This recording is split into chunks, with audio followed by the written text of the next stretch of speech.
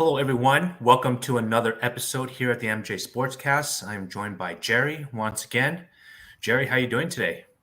Doing well, coming off of a long weekend for me, and an All-Star weekend. Exciting times. I think we'll talk through the All-Star weekend, but I thought Steph Curry really stole the show of the weekend. Very impressive, 50 points, smashing the three-point record. I think we talked last time about the Pro Bowl game with the NFL. I think the NBA All Star game had more intrigue, a lot more excitement in terms of the actual game itself. Did you catch any of that? Yeah, I saw most of the All Star game on Sunday. Here, I missed a lot of the skill contest on Saturday afternoon. And then I missed the 3 point contest with Anthony Towns there, but caught some of the slam dunk festivities. And gosh, that was kind of a snooze fest, wasn't it? In a sense, even though Juan Toscano Anderson, native Oakland player, participating in the contest and everything. But even while rooting for the guy, it was really tough to really catch on. Yeah, I was surprised that it was JTA that was there, not Wiggins, right? I think Wiggins was the more talented player and thought, JTA I think was trying to recreate the Jason Richardson dunk that won him the All Star contest, and he just couldn't get enough air. And I'm wondering if Wiggins can get it. And I agree with you. It was kind of a snooze fest overall. It's always been like that way, I felt like, recently at least, where a lot of the players have to make multiple attempts in order to get the basket down, right? And I think that takes a lot out of it, I thought. It should just be a one try type of thing, is what I think. No, I think it should be maybe up to 3 tries there per attempt. I think that's pretty fair. But when you're missing or you don't even attempt to dunk it, that doesn't even count as an attempt there. It it kind of it just bores the fan and it bores everyone watching the game or watching the contest. I'm So surprised a guy like LeBron hasn't been in it as well. Like back in the old days, even Jordan was part of it. I don't know if Kobe was, but from recent memory, I think Vince Carter was one of the better dunkers, right? I think he left a big impression with his dunk contest, and Aaron Gordon as well, right? I think Aaron Gordon and really stole his show that one year that he was there. But recently, I just think it lost his flair. I think we did mention Jason Richardson. That's also what put him on the map as well. But recently, I don't think anyone's really being put on the map by the dunk contest anymore. So yeah, that what's a little bit different than when Jordan participated in the contest was that the contest was fairly new hmm, back in the 80s there. So there was really no one to compare himself to. So it was kind of for Jordan, it was like nothing. There was nothing to lose for right. him.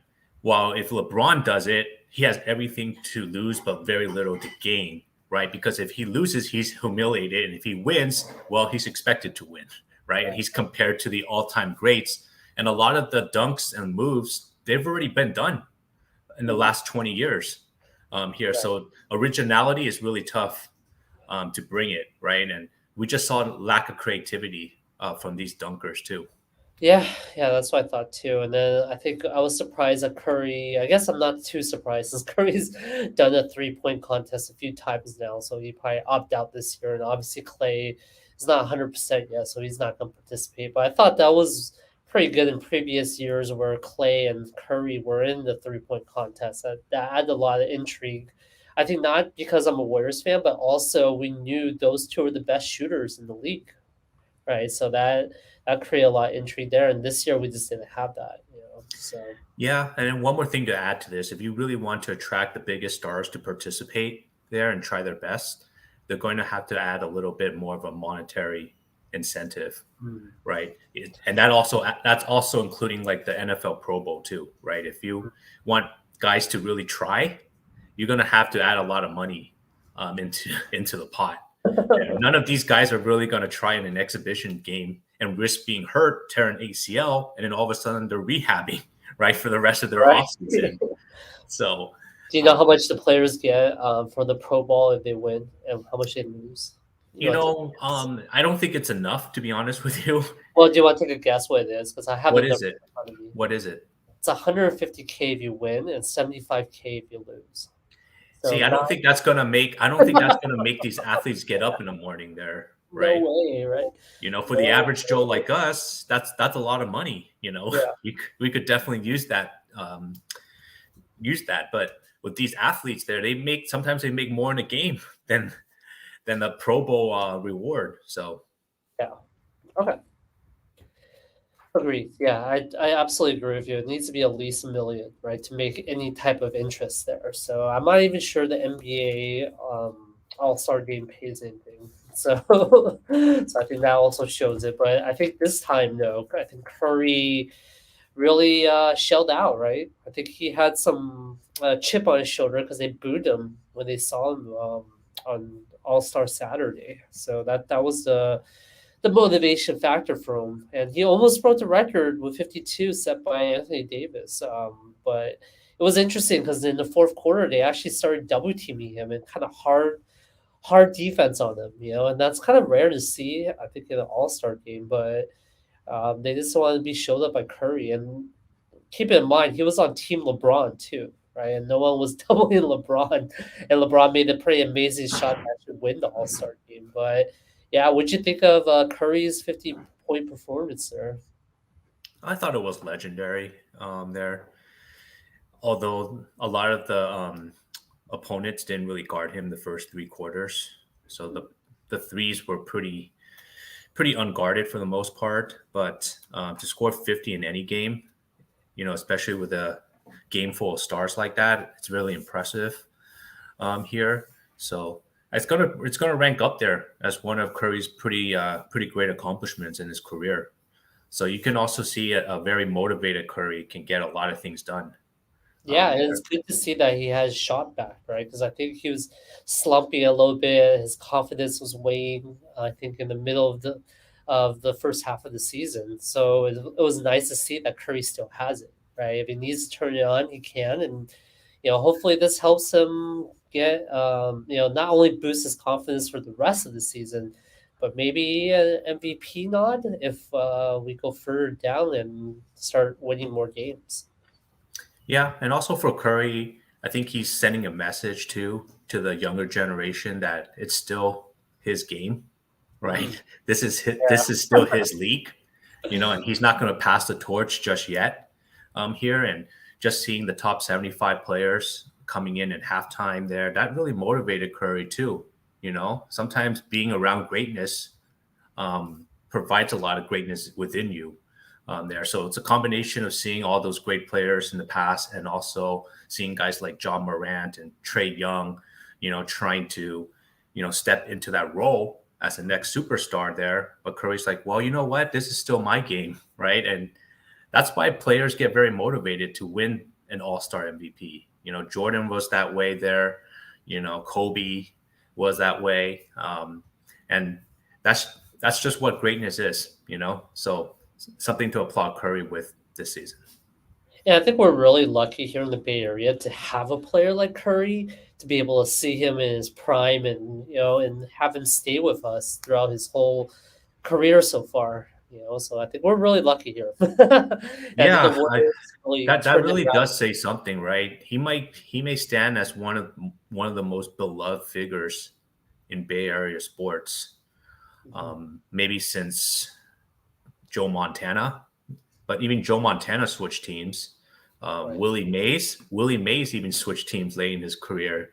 So if Mhm. Curry's able to stay with the Warriors throughout his time here and be able to maybe accomplish one or two more championships, he may be the greatest Bay Area player to ever live. Yeah, and that wouldn't be an understatement too, right? And I think a lot of credit goes to the ownership team. I think the Warriors really turned it around once Lacob took over, right, and bought the team and really stuck with the personnel they had and the coaching staff as well to keep that continuity going and create a dynasty here that's hopefully keeps on going. Yeah, yeah. Another thing that I noticed, Chris Paul was playing in this game, even though he was diagnosed with a broken thumb injury there.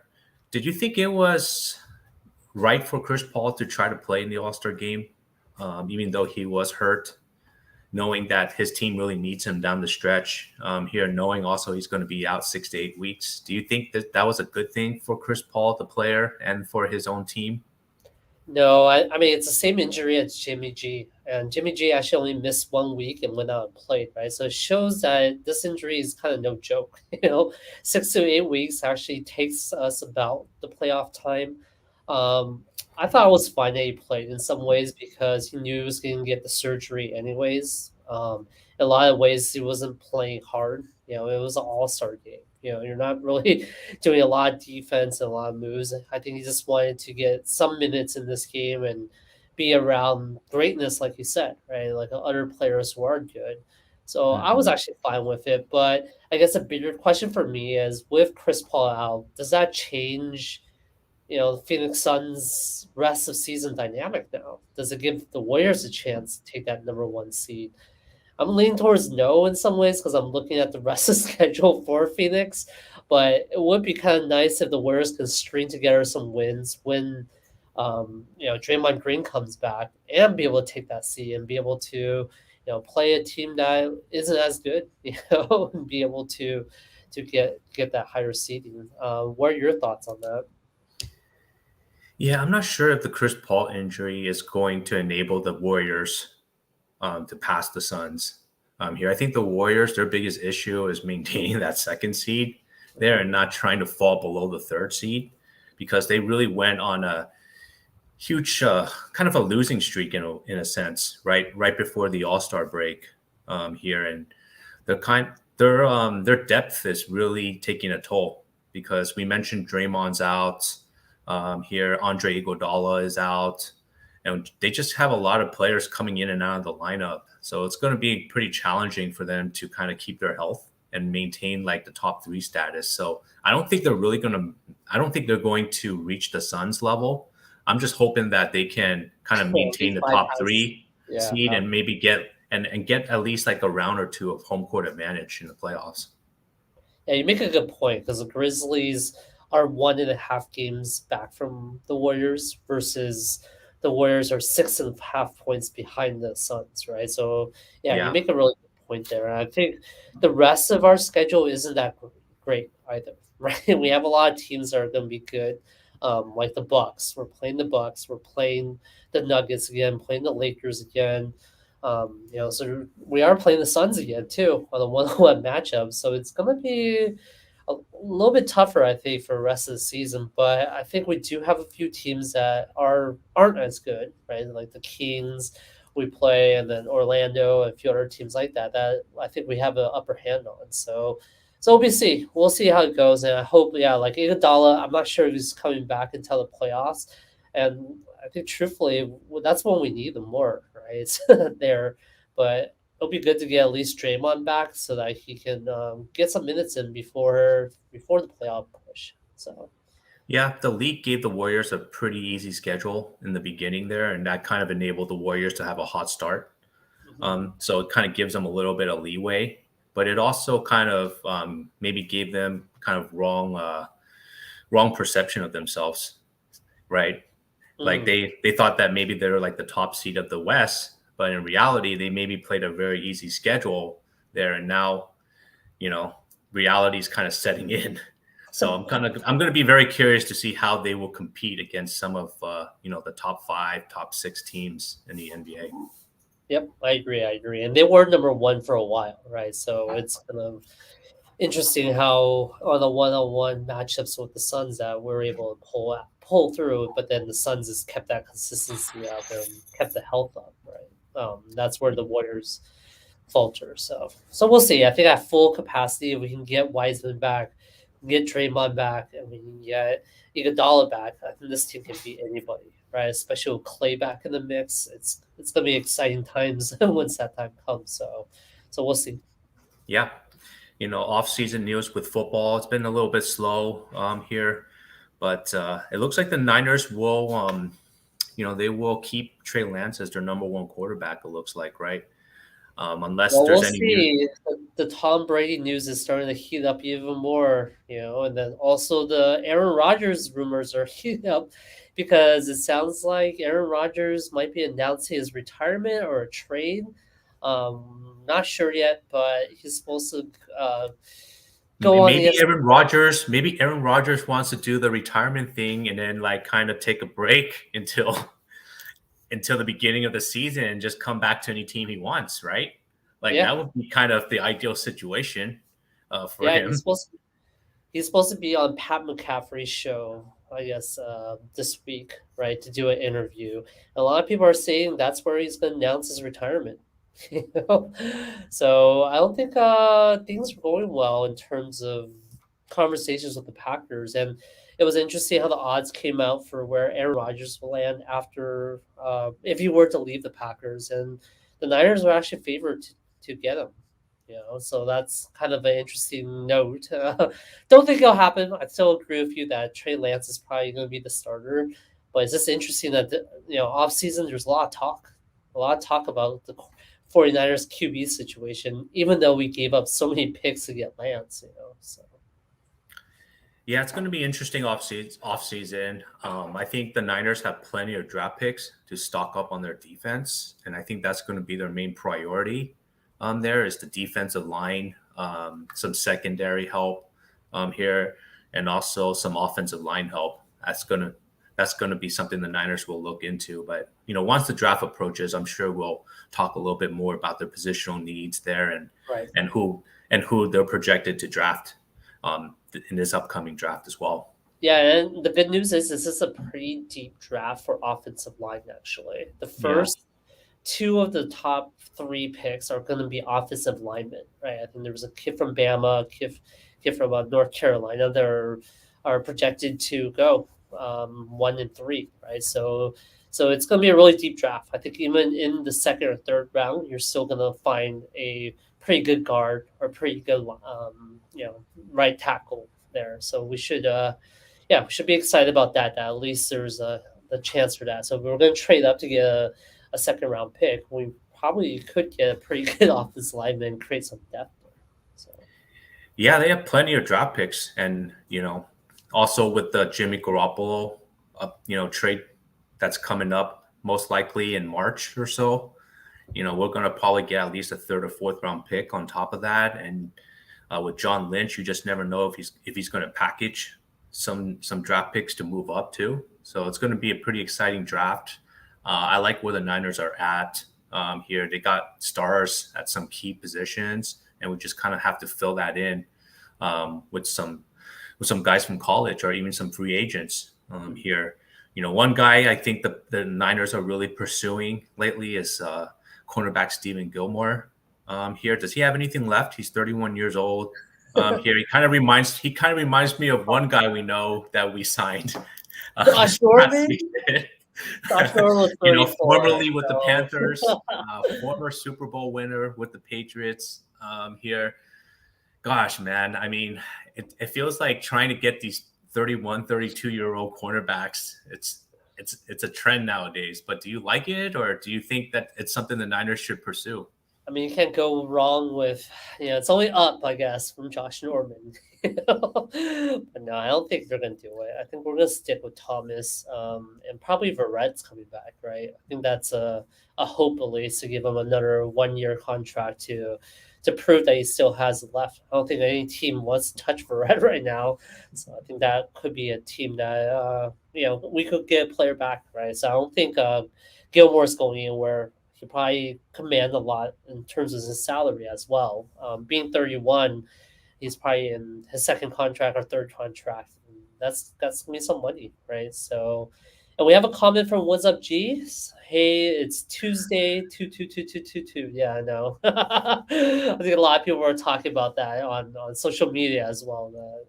It's kind of a good luck or bad luck day, depending on where you're from. But yeah, shout out to Yeah. What's Up What's up, G. G? I also really like your Giants logo Yeah, the there. creamsicle logo, right? Is what they call it. Yeah, it's beautiful. The orange and white City Connects there. That do they? I think they usually wear that on Monday or Tuesday home games. Oh, there But we go. It's a Tuesday, right? So yeah, so that's my favorite jersey at the moment here, and I'm gonna stick with it. all right, all right, all right. Let's see, XFL returning February 2023 here. Man, the XFL is still trying to come on these days, huh? It's under Because they new ownership. New ownership. The Rock. The Rock actually owns them now. So but they're trying to test out some new game rules, equipment innovation, and things like that there. But do you think another league can overpass like the NFL in terms of popularity, or what are they trying to accomplish doing this?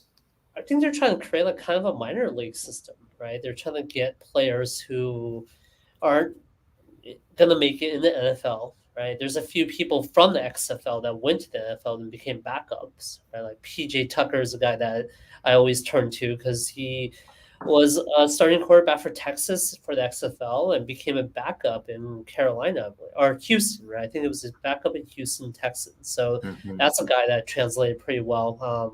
Obviously, didn't do well when he had to play, but I think what the NFL is trying to do is experiment with certain like new technology in terms of like helmets and also new rules and officiating practice, right? I think that was the biggest benefit is they're trying to train refs through the XFL in the off season by having the XFL during the off season.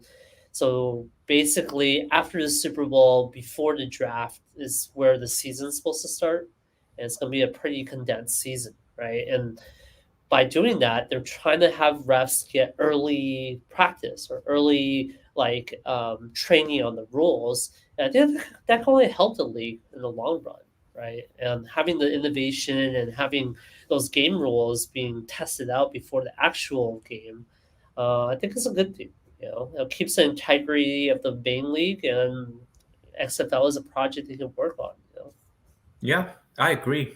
They're, it's great that they're trying to innovate and try to test out new rules, but at the end of the day, they also um, need enough revenue to kind of back up their product. And in the past, it's been really tough to get ratings, right, for the XFL. Yeah, but I think it was.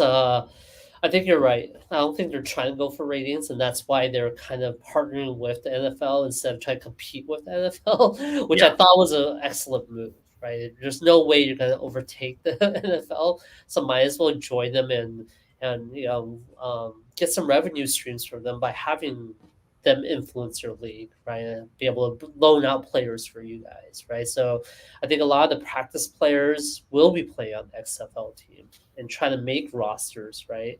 And have additional film, I guess, to go along with their profiles. So. this kind of thought popped up in my mind, right? But the Winter Olympics, we talked about this off the air, Jerry. It's all time low ratings this time around here, and kind of looking at the stars and athletes from America, and it's really tough to find someone like who's super likable, right? Mhm. And the ones who are excelling are kind of like the Asian Americans, right? Leading Team America, guys like Nathan Chen from the figure skating side here. Um, and also Chloe Kim from the snowboarding side for America as well. But those guys are not the most outspoken guys and be the face, for Team USA here. But do you think the Olympics have a pretty big issue here? Because like it was really, really challenging to keep up with a lot of these events, right? And then you also have some people boycotting the event and everything like that. But what are your quick thoughts on how the Olympics went down? Yeah, I think the Olympics this year, I think in general, the Winter Olympics have lower ratings than the Summer Olympics, right? I think the sports in general for the Summer Olympics are more intriguing for a national audience, right? Like having track and field, having swimming, you have a lot of stars in those areas.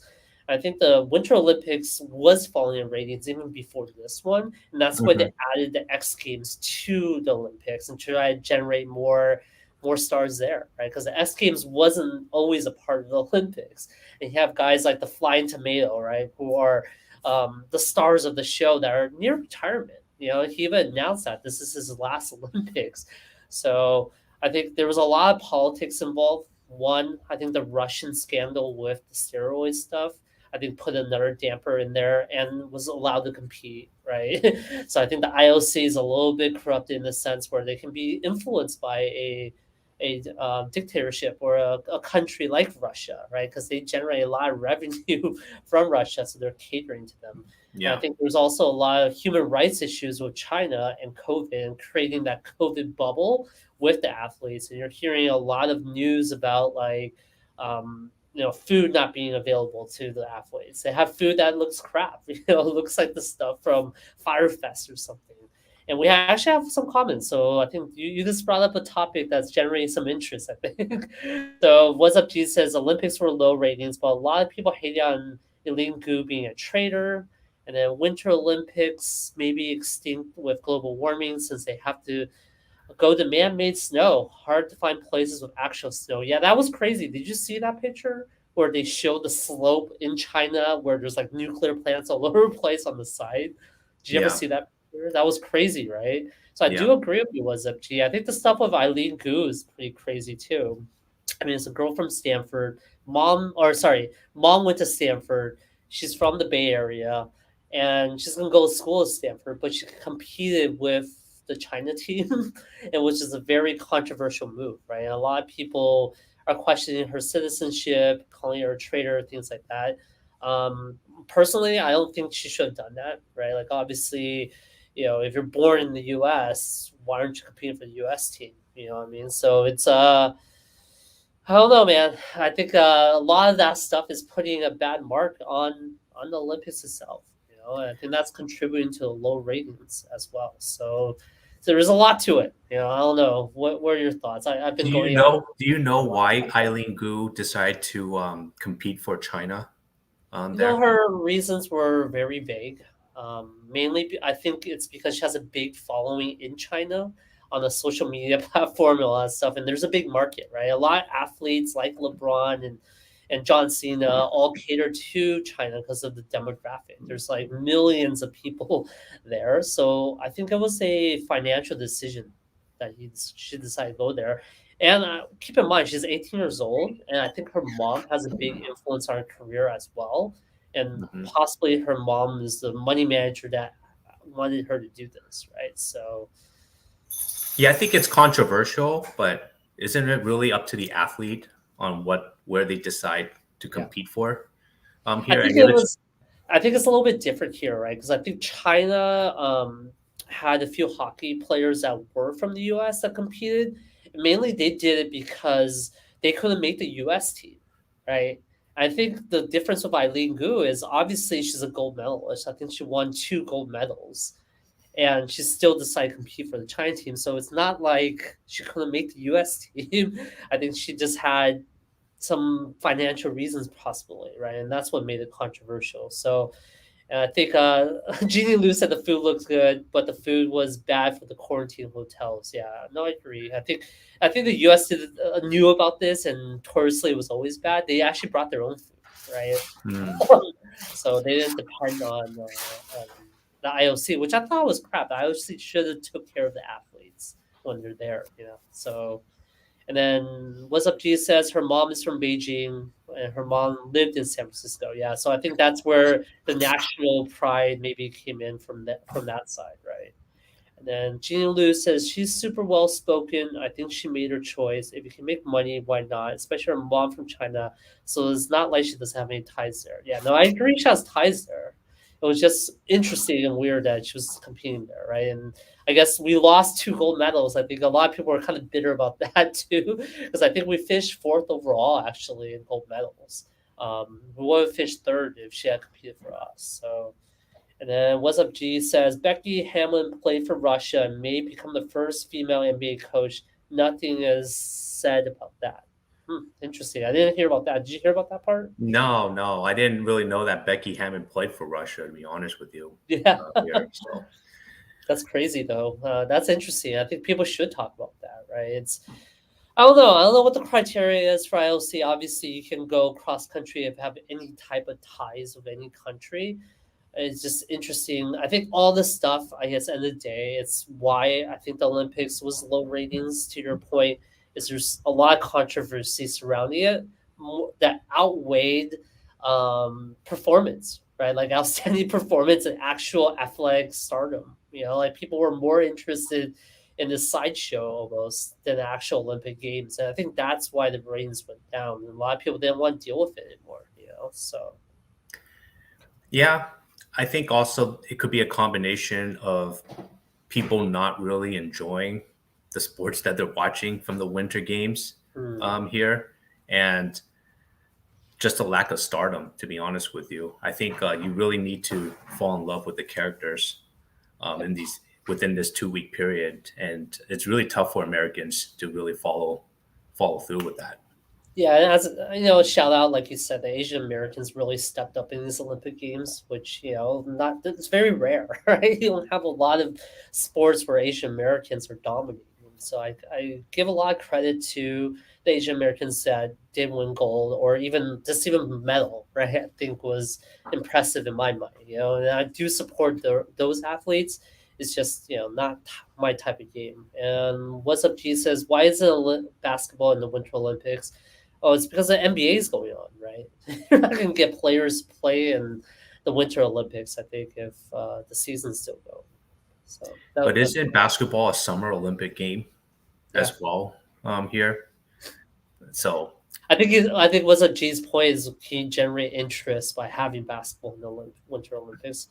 I don't know, maybe, but what do you think?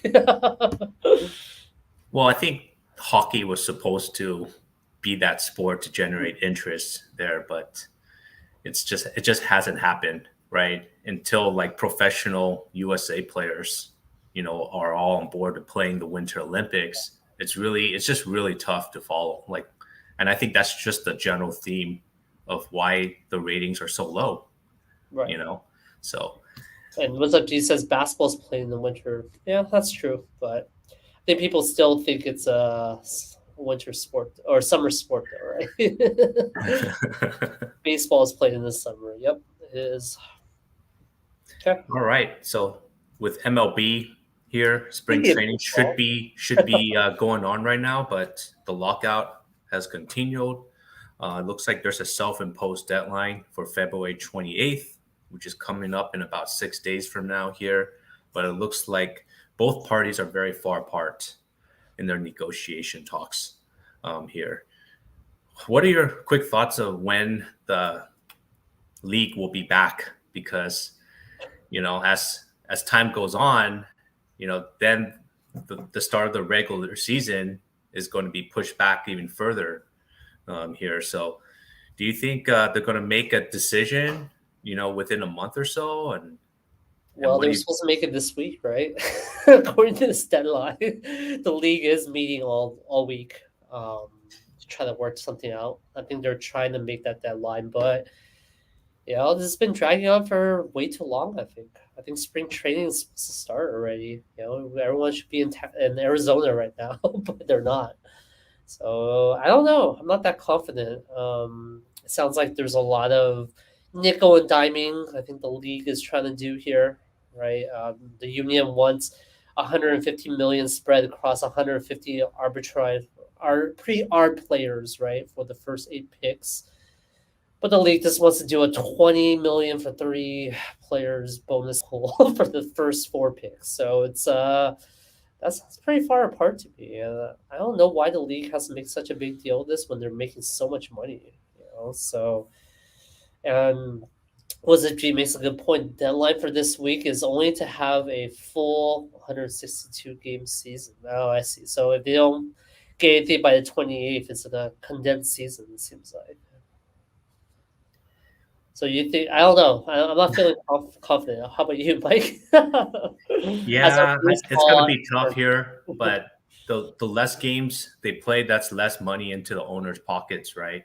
So it gives them a little bit more motivation to really speed up these talks here and not try to extend this until mid March or late March. So I think they should make a decision by mid March.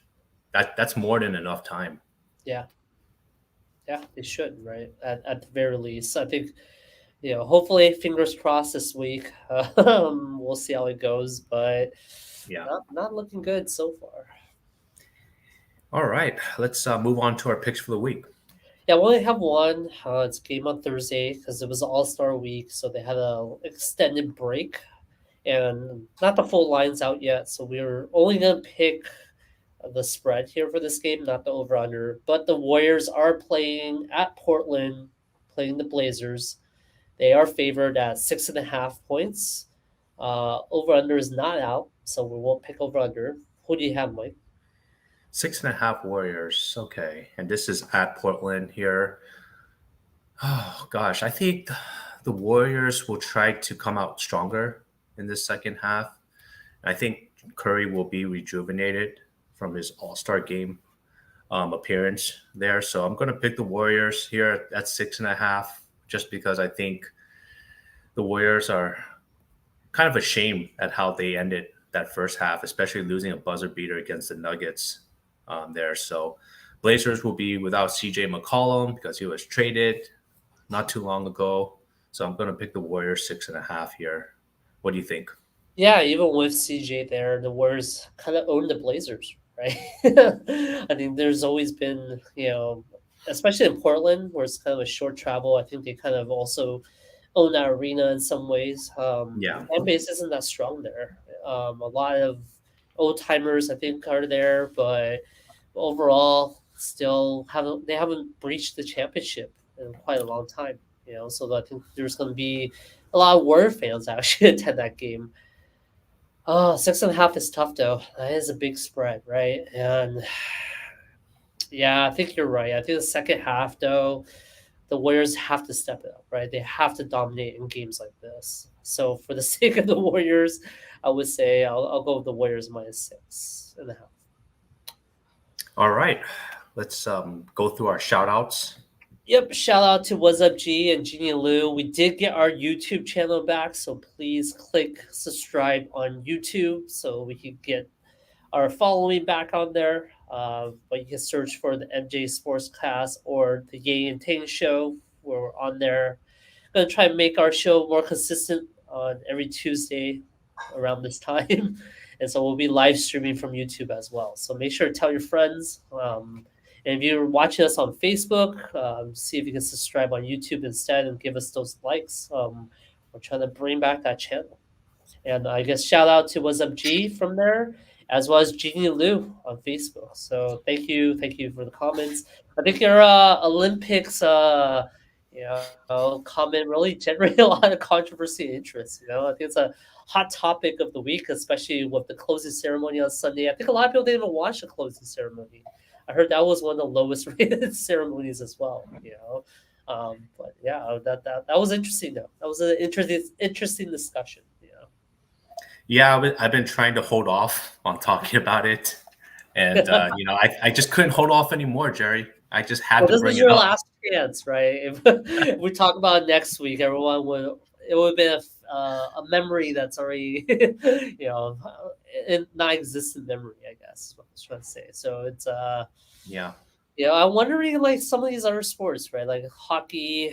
We don't really talk too much about hockey here on this show, but ever wonder if there's gonna be like a fifth sport of some sort that will come up? Obviously football will always be king, and then basketball and baseball kind of tie for second in a lot of ways, and then hockey is third. Is there gonna be a fourth sport you think that will ever come to be? Not really, It's huh? I That's don't gonna know. just be very tough, right? Because first you have to generate interest and create a sport, and then you have to kind of build it up, for fans to really get into. So it's really tough to really say at this point, right? Um, Yeah, what's up, G we, says UFC. UFC has, yeah. I mean, in some ways, he's right. Right, yeah. that generates a lot of ratings. So combat sports. All right. Well, that wraps up this week's episode. Thanks everyone for following. Thanks for everyone for listening here. We will tune in next week. Take care, everyone.